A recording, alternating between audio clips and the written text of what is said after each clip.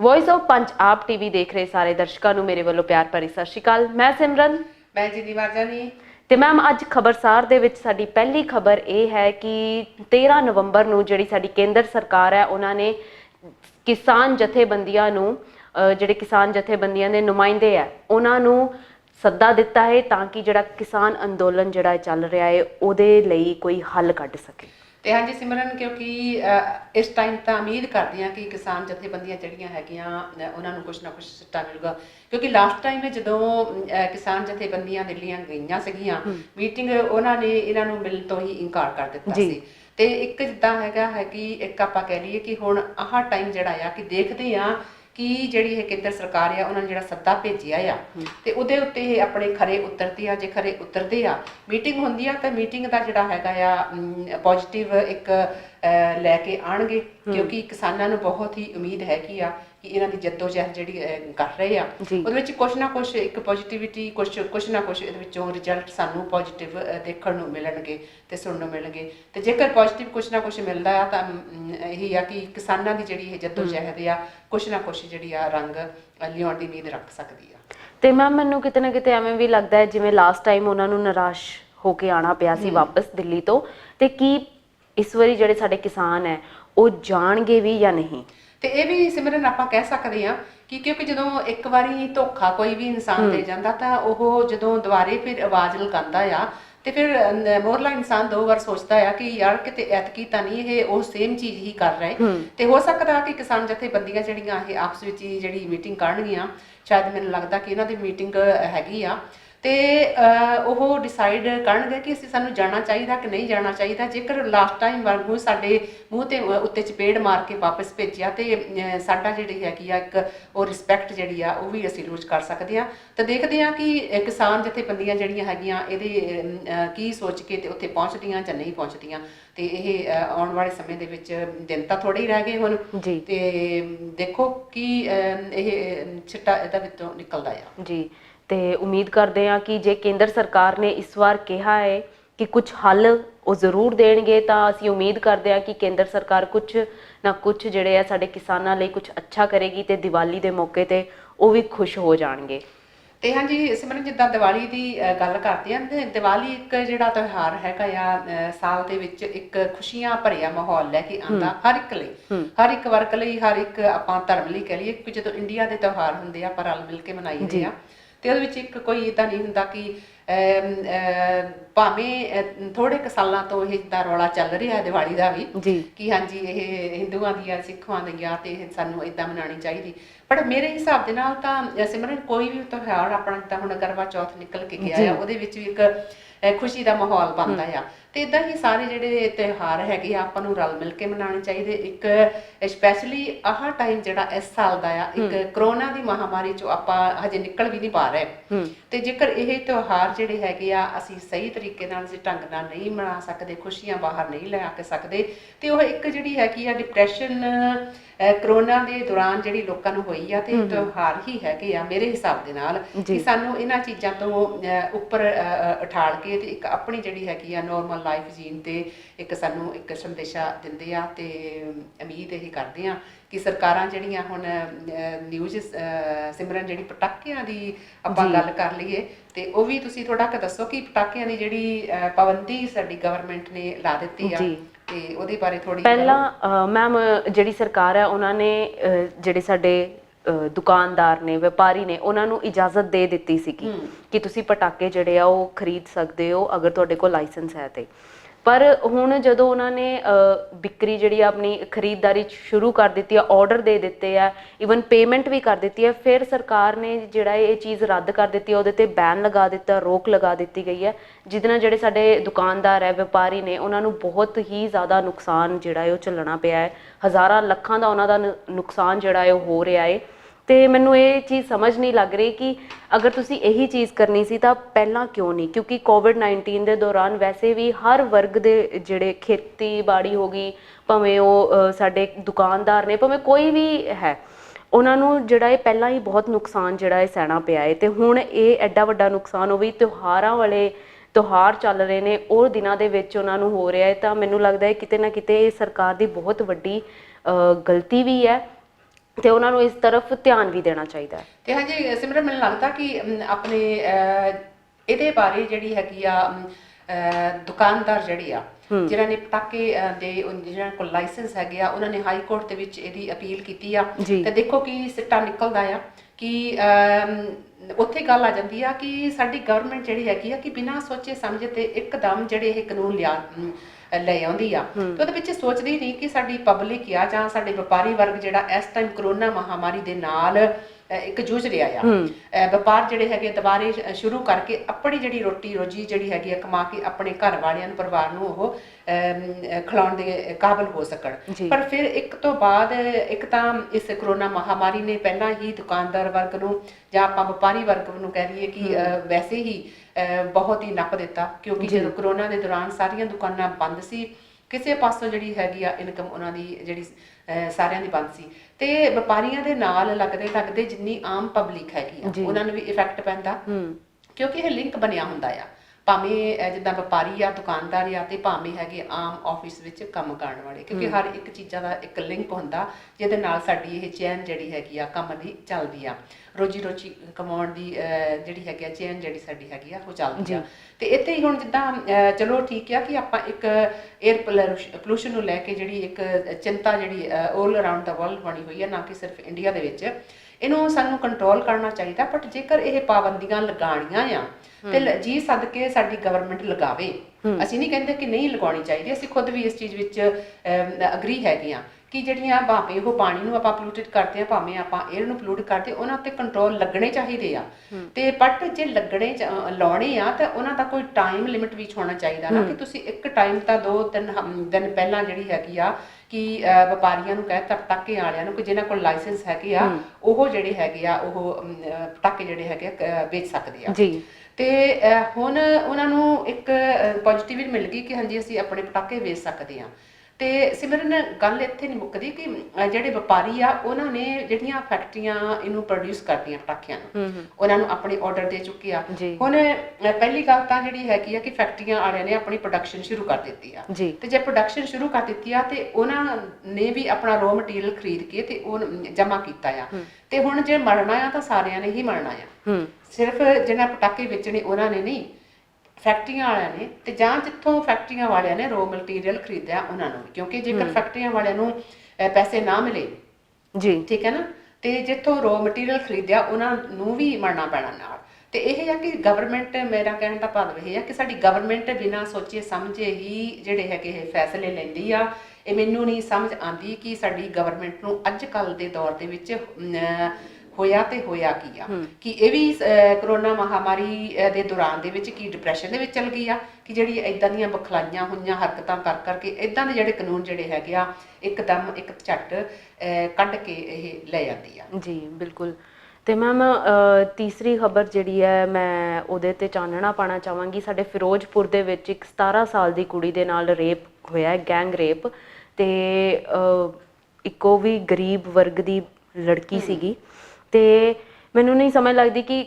ਸਰਕਾਰ ਜਿਹੜੀ ਸਾਡੀ ਹੈ ਇਹ ਰੂਲ ਤਾਂ ਜਿਹੜੇ ਆ ਬੜੀ ਜਲਦੀ ਪਾਸ ਕਰ ਦਿੰਦੀ ਹੈ, ਪਰ ਉਹਨਾਂ ਨੂੰ ਇਸ ਰੇਪ ਦੇ ਉੱਤੇ ਇੰਨੇ ਰੇਪ ਹੋ ਰਹੇ ਨੇ ਅੱਜ ਕੱਲ੍ਹ, ਕੁਝ ਤੇ ਚਲੋ ਸਾਹਮਣੇ ਆ ਜਾਂਦੇ ਪਰ ਕੁਝ ਸਾਹਮਣੇ ਨਹੀਂ ਆਉਂਦੇ, ਤਾਂ ਇਹਨਾਂ ਦੇ ਖਿਲਾਫ ਕਿਉਂ ਨਹੀਂ ਕੋਈ ਐਕਸ਼ਨ ਲਿੱਤਾ ਜਾ ਰਿਹਾ? ਤੇ ਉਹ ਸਿਮਰਨ ਮੈਂ ਕਹਿਣ ਲੱਗੀ ਸੀਗੀ ਕਿ ਸਾਡੀ ਗਵਰਨਮੈਂਟ ਜਿਹੜੀ ਹੈਗੀ ਆ, ਚਾਹੇ ਉਹ ਪਰਾਲੀ ਨੂੰ ਲੈ ਕੇ, ਚਾਹੇ ਉਹ ਹੁਣ ਪਟਾਕਿਆਂ ਦੇ ਉੱਪਰ, ਤੇ ਚਾਹੇ ਆਹ ਆਪਣੇ ਜਿਹੜੇ ਹੈਗੇ ਆ ਖੇਤੀ ਕਾਨੂੰਨ ਜਿਹੜੇ ਇਹ ਕੱਢਿਆ, ਦਿਨੋਂ ਰਾਤ ਦੀ ਡਿਊਟੀਆਂ ਲਾ ਕੇ ਇਦਾਂ ਦੇ ਇਹ ਕਾਨੂੰਨ ਕੱਢਦੇ ਆ ਕਿ ਇਹਨਾਂ ਨੂੰ ਇੱਕ ਪਾਸੇ ਤਾਂ ਦੁਹਾਈ ਇਹ ਪਾ ਰਿਹਾ ਕਿ ਬੇਟੀ ਬਚਾਓ, ਬੇਟੀ ਪੜਾਓ ਤੇ ਬੇਟੀ ਬਚਾਓ ਦੇ ਨਾਰੇ ਜਿਹੜੇ ਹੈਗੇ ਥਾਂ ਤੇ ਪੋਸਟਰ ਲਗਾ ਕੇ, ਥਾਂ ਤੇ ਪ੍ਰਮੋਸ਼ਨ ਕਰਕੇ ਇੱਕ ਪੈਸਾ ਜਿਹੜਾ ਹੈਗਾ ਪਬਲਿਕ ਦਾ ਫੰਡ ਜਿਹੜਾ ਹੈਗਾ ਵੇਸਟ ਕਰ ਰਹੇ ਆ।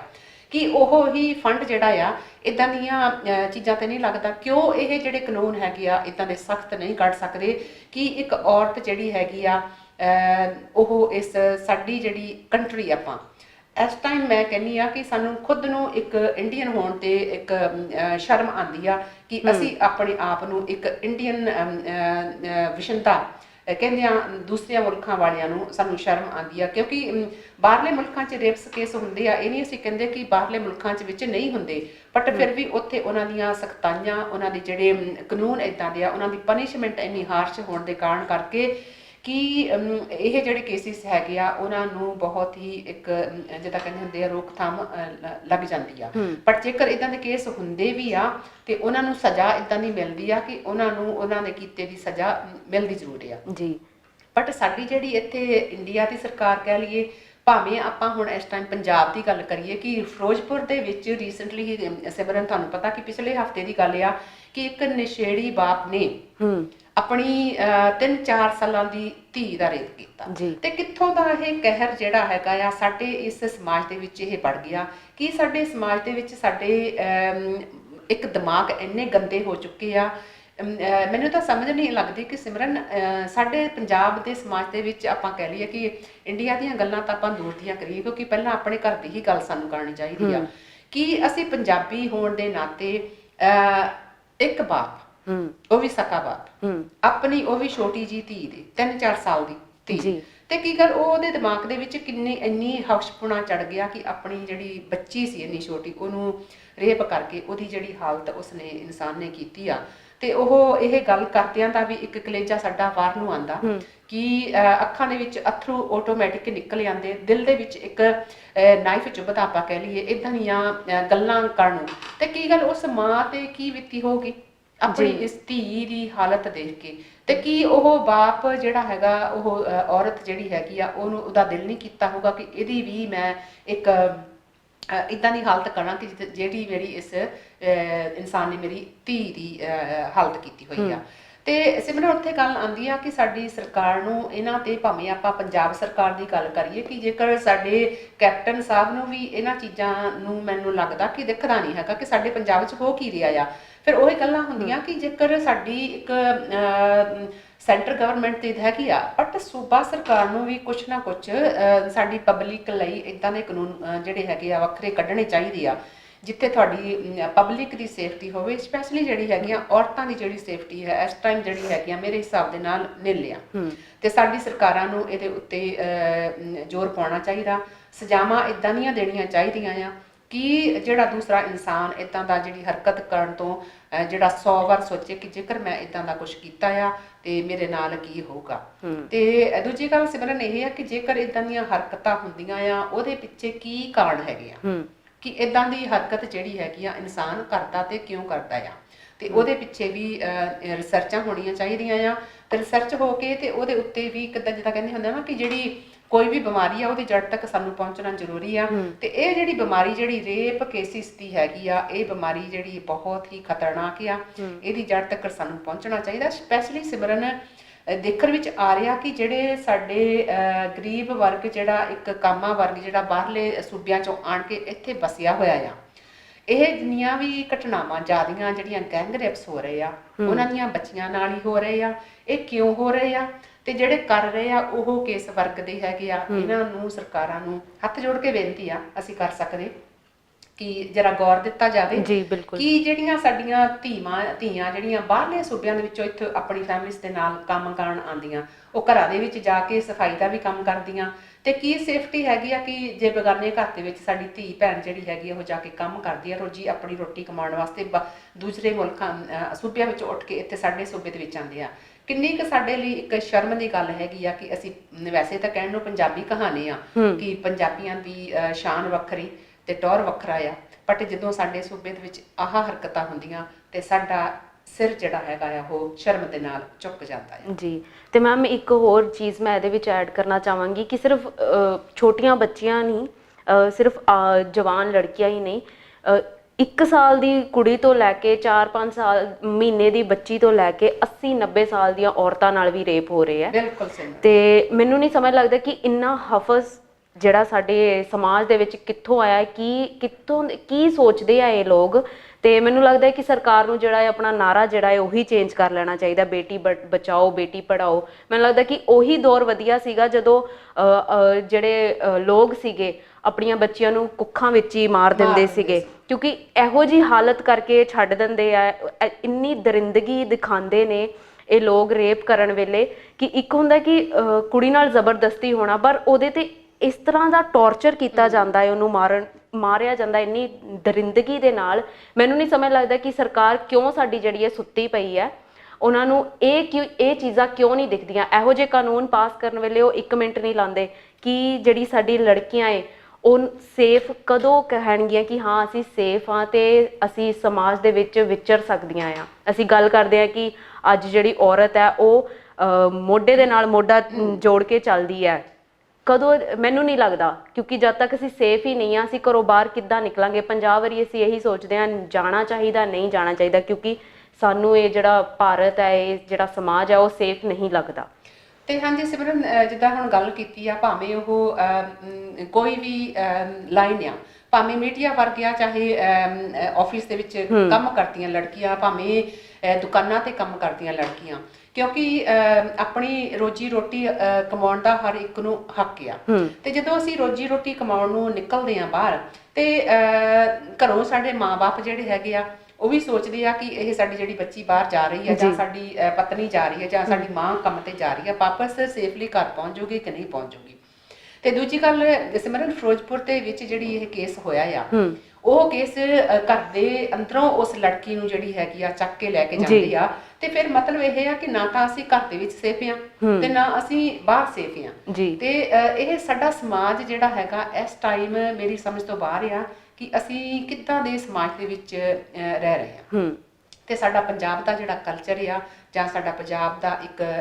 ਮਾਹੌਲ ਜਿਹੜਾ ਹੈਗਾ ਆ, ਕਿਸ ਤਰ੍ਹਾਂ ਦਾ ਅਸੀਂ ਬਣਾ ਲਿਆ ਕਿ ਸਾਡੀਆਂ ਖੁਦ ਦੀਆਂ ਇਹ ਗਲਤੀਆਂ। ਕਿਉਂਕਿ ਜਦੋਂ ਵੀ ਕੋਈ ਰੇਪ ਕੇਸ ਹੁੰਦਾ ਜਾਂ ਕੁਝ ਵੀ ਹੁੰਦਾ ਤਾਂ ਉਦੋਂ ਔਰਤ ਨੂੰ ਹੀ ਬਲੇਮ ਦਿੱਤਾ ਜਾਂਦਾ ਕਿ ਤੁਸੀਂ ਕੱਪੜੇ ਚੱਜ ਤੇ ਨਹੀਂ ਪਾਉਂਦੀਆਂ, ਤੁਸੀਂ ਜ਼ਿਆਦਾ ਮਾਡਰਨ ਹੋ ਗਈਆਂ ਆ, ਤੁਸੀਂ ਜਿਹੜੇ ਵੈਸਟਰਨ ਕੱਪੜੇ ਪਾਉਂਦੀਆਂ ਤਾਂ ਕਰਕੇ ਇਦਾਂ ਦੇ ਕੇਸਿਸ ਹੁੰਦੇ ਆ। ਤੇ ਸਿਮਰਨ, ਮੈਂ ਇੱਥੇ ਗੱਲ ਇੱਕ ਕੱਪੜਿਆਂ ਤੋਂ ਕਰਦੀ ਆ ਕਿ ਸਾੜੀ ਜਿਹੜੀ ਹੈਗੀ ਆ ਉਹ ਆਪਣਾ ਇੱਕ ਇੰਡੀਆ ਦਾ ਕਹਿ ਲਈਏ, ਇੱਕ ਹਿੰਦੁਸਤਾਨ ਦਾ ਆਪਾਂ ਮੈਂ ਇੱਥੇ ਵਰਡ ਯੂਜ਼ ਕਰੂੰਗੀ, ਪਹਿਰਾਵਾ ਆ ਜੀ। ਤੇ ਜਿਹੜੀ ਸਾੜੀ ਪਹਿਨਦੀ ਜਾਂਦੀ ਆ ਤੇ ਉਹਦੇ ਵਿੱਚ ਵੀ 2 ਪੀਸ ਹੁੰਦੇ ਆ, ਤੇ ਉਹਦੇ ਵਿੱਚ ਪੇਟ ਵੀ ਔਰਤ ਦਾ ਦਿਖਦਾ ਆ। ਕਿ ਸਿਰਫ ਅਸੀਂ ਵੈਸਟਰਨ ਕੱਪੜੇ ਜਿਹੜੇ ਹੈਗੇ ਆ, ਚਾਹੇ ਇੱਥੋਂ ਆਪਾਂ ਕੱਟ ਸ਼ੋਲਡਰ ਪਾ ਲਈਏ, ਸ਼ੋਰਟ ਸਲੀਵ ਪਾ ਲਈਏ, ਤੇ ਜੇ ਪੇਟ ਦਿਖਦਾ ਆ ਤੇ ਪੇਟ ਤਾਂ ਸਾੜੀ ਦੇ ਵਿੱਚ ਵੀ ਦਿਖਦਾ ਆ ਕਿ ਨਹੀਂ ਦਿਖਦਾ? ਕਿ ਉਹ ਜੇ ਆਪਾਂ ਪੰਜਾਬੀ ਸੂਟ ਤਾਂ ਆਪਾਂ ਮੰਨਣ ਨੂੰ ਕਹਿ ਸਕਦੇ ਆ ਕਿ ਪੰਜਾਬੀ ਸੂਟ ਜਿਹੜਾ ਪ੍ਰੋਪਰ ਪਹਿਰਾਵਾ ਪੰਜਾਬ ਦਾ ਹੈਗਾ ਕਿ ਤੁਸੀਂ ਆਪਣਾ ਜਿਸਮ ਜਿਹੜਾ ਹੈਗਾ ਔਰਤਾਂ ਦਾ ਬਿਲਕੁਲ ਐਨ ਪ੍ਰੋਪਰ ਟਕਿਆ ਹੁੰਦਾ। ਤੇ ਜੇ ਆਪਾਂ ਸਾੜੀ ਦੀ ਗੱਲ ਕਰੀਏ, ਸਾੜੀ ਤਾਂ ਸਾਡੀ ਹਿੰਦੁਸਤਾਨ ਦੀ ਇੱਕ ਪਹਿਰਾਵਾ ਆ, ਫਿਰ ਉਹਨੂੰ ਕਿਉਂ ਨਹੀਂ ਤੁਸੀਂ ਕਹਿ ਸਕਦੇ ਕਿ ਉਹ ਚੰਗਾ ਆ? ਤੇ ਜੇਕਰ ਲੜਕੀਆਂ ਅੱਜ ਕੱਲ੍ਹ ਦੀਆਂ ਸ਼ੋਰਟ ਟੌਪ ਪਾ ਲੈਂਦੀਆਂ, ਜੇ ਉਹਨਾਂ ਦੀ ਠਮੀ ਥੋੜੀ ਕੁ ਦਿਖ ਰਹੀ ਆ, ਤੇ ਉਹਦੇ ਵਿੱਚ ਕੀ ਨੁਕਸਾਨ ਹੈਗਾ ਆ? ਤੇ ਜੇਕਰ ਇੱਕ ਕੱਪੜੇ ਨੂੰ ਆਪਾਂ ਲੈ ਕੇ ਪਾ ਕੇ ਪਾਉਣ ਤੇ ਹੀ ਕਹਿ ਦਈਏ ਕਿ ਔਰਤ ਦੀ ਗਲਤੀ ਹੈਗੀ ਆ ਰੇਪ ਕੇਸਿਸ ਹੋਣ ਦੇ ਵਿੱਚ, ਇਹ ਤਾਂ ਮੇਰੇ ਹਿਸਾਬ ਦੇ ਨਾਲ ਤਾਂ ਇੱਕ ਨਜਾਇਜ਼ ਜਿਹੜਾ ਹੈ ਇਹ ਆਪਣੇ ਆਪ ਦੇ ਪੱਲੇ ਝਾੜਨੇ ਮਰਦਾਂ ਵੱਲੋਂ ਕਿ ਅਸੀਂ ਤਾਂ ਠੀਕ ਆ, ਬਟ ਜਿਹੜੀਆਂ ਔਰਤਾਂ ਹੈਗੀਆਂ ਉਹ ਵੈਸਟਰਨ ਕੱਪੜੇ ਪਾ ਕੇ ਨਿਕਲਦੀਆਂ ਜਾਂ ਮਾਡਰਨ ਵਰਕ ਕੇ ਨਿਕਲਦੀਆਂ, ਤੇ ਅਸੀਂ ਕੀ ਕਰੀਏ? ਲਫ਼ਜ਼ ਉਹਨਾਂ ਦੇ ਇਹ ਹੁੰਦੇ ਆ ਕਿ ਅਸੀਂ ਕੀ ਕਰੀਏ। ਮੈਮ, ਇਹ ਮੈਨੂੰ ਲੱਗਦਾ ਕਿ ਇਹ ਸਿਰਫ ਐਕਸਕਿਊਜ਼ ਹੈ, ਕਿਉਂਕਿ 3-4 ਸਾਲ ਦੀ ਬੱਚੀ ਜਿਹੜੀ ਆ ਉਹਨੂੰ ਫੈਸ਼ਨ ਦਾ ਕੀ ਪਤਾ, ਉਹਨੂੰ ਕੱਪੜਿਆਂ ਦਾ ਕੀ ਪਤਾ, ਜਾਂ ਫਿਰ ਜਿਹੜੀ 70-80 ਸਾਲ ਦੀ ਇੱਕ ਔਰਤ ਹੈ ਉਹਦੇ ਕੱਪੜਿਆਂ 'ਚ ਇਹੋ ਜਿਹਾ ਕੀ ਤੁਸੀਂ ਵੇਖ ਲੈਂਦੇ ਹੋ ਕਿ ਤੁਸੀਂ ਰੇਪ ਕਰਨ ਤੇ ਉਹਦਾ ਮਜਬੂਰ ਹੋ ਜਾਂਦੇ ਹੋ? ਨਹੀਂ, ਕੱਪੜਿਆਂ ਤੇ ਤਾਂ ਇੱਕ ਸਿਮਰਨ ਪਾਸੇ ਹੈਗੀ ਆ ਕਿ ਉਸ ਔਰਤ ਦੀ ਜਿਹੜੀ ਬੋਡੀ ਜਿਹੜੀ ਆ ਉਹਦੇ ਵਿੱਚ ਤੁਹਾਨੂੰ ਕੀ ਅਟਰੈਕਸ਼ਨ ਦਿਖਦੀ ਆ। ਉਹਦਾ ਤਾਂ ਸਿਰਫ ਇਹੀ ਆ ਕਿ ਇਹ ਇੱਕ ਔਰਤ ਆ ਤੇ ਇਸ ਨੂੰ ਅਸੀਂ ਰੇਪ ਕਰਕੇ ਆਪਣੀ ਜਿਹੜੀ ਹਵਸ ਜਿਹੜੀ ਹੈਗੀ ਆ ਪੂਰੀ ਕਰ ਸਕਦੇ ਹਾਂ। ਤੇ ਫਿਰ ਹਵਸ ਪੂਰੀ ਕਰਨ ਵਿੱਚ ਜਾਂ ਇੱਕ ਕਿਸੇ ਨੂੰ ਤੁਸੀਂ ਪਿਨ ਪੁਆਇੰਟ ਕਰਦੇ ਆ ਕਿ ਤੁਸੀਂ ਜਿਹੜੇ ਕੱਪੜੇ ਇਦਾਂ ਦੇ ਪਾਏ ਸੀ ਤੇ ਸਾਡੇ ਵਿੱਚ ਇੱਕ ਜਿੱਦਾਂ ਕਾਮ ਦੇਵਤਾ ਜਿਹੜਾ ਜਗ ਪਿਆ, ਤੇ ਇੱਕ 80 ਸਾਲ ਦੀ 90 ਸਾਲ ਦੀ ਔਰਤ ਨੂੰ ਤੁਸੀਂ ਦੇਖ ਕੇ ਤੁਹਾਡਾ ਕੀ ਕਾਮ ਦੇਵਤਾ ਜਾਗਦਾ ਆ? ਇਹ ਸਮਝ ਤੋਂ ਬਾਹਰ ਹੈਗੀਆਂ, ਕਿਉਂਕਿ ਇਹ ਸਿਰਫ ਮਰਦਾਂ ਵੱਲੋਂ ਆਪਣੇ ਜਿਹੜੀ ਕਮਜ਼ੋਰੀਆਂ ਹੈਗੀਆਂ ਆ ਉਹਨਾਂ ਨੂੰ ਸਿਰਫ ਔਰਤਾਂ ਦੇ ਉੱਪਰ ਸਿੱਟ ਕੇ ਤੇ ਉਹਨਾਂ ਨੂੰ ਹੀ ਟਾਰਗੇਟ ਕੀਤਾ ਜਾਂਦਾ ਹੈ। ਤੇ ਮੈਂ ਤੇ ਇਹੀ ਕਹਿਣਾ ਚਾਹੂੰਗੀ ਕਿ ਮੋਦੀ ਸਰਕਾਰ ਨੂੰ ਸਪੈਸ਼ਲੀ ਹੱਥ ਜੋੜ ਕੇ ਬੇਨਤੀ ਕਰਦੀ ਹਾਂ ਕਿ ਇਸ ਤਰਫ ਵੀ ਤੁਸੀਂ ਥੋੜਾ ਜਿਹਾ ਧਿਆਨ ਦਿਓ, ਤੇ ਉਮੀਦ ਕਰਦੇ ਹਾਂ ਕਿ ਤੁਸੀਂ ਇੱਥੇ ਵੀ ਧਿਆਨ ਦਿਓਗੇ ਤੇ ਕੋਈ ਨਾ ਕੋਈ ਕਾਨੂੰਨ ਜਿਹੜਾ ਐਵੇਂ ਦਾ ਪਾਸ ਕਰੋਗੇ ਜਿਹੜੇ ਲੋਕ ਇਹੋ ਜਿਹੇ ਨੇ ਉਹ 50 ਵਾਰੀ ਜਾਂ 100 ਵਾਰੀ ਇਹ ਦਰਿੰਦਗੀ ਦਿਖਾਉਣ ਤੋਂ ਪਹਿਲਾਂ ਸੋਚਣ, ਕਿ ਰੇਪ ਕਰਨ ਤੋਂ ਪਹਿਲਾਂ 50 ਵਾਰੀ ਸੋਚਣ ਕਿ ਅਸੀਂ ਕੀ ਕਰਨ ਜਾ ਰਹੇ ਹਾਂ ਤੇ ਇਹਦਾ ਅੰਜਾਮ ਕੀ ਹੋਏਗਾ। ਤੇ ਹਾਂਜੀ ਸਿਮਰਨ, ਸਾਡੀ ਸੈਂਟਰ ਗਵਰਨਮੈਂਟ ਆ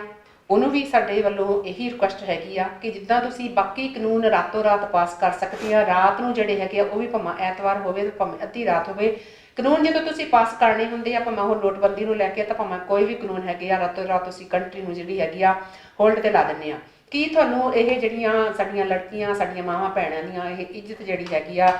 ਰੋਜ਼ ਸ਼ਰੇਆਮ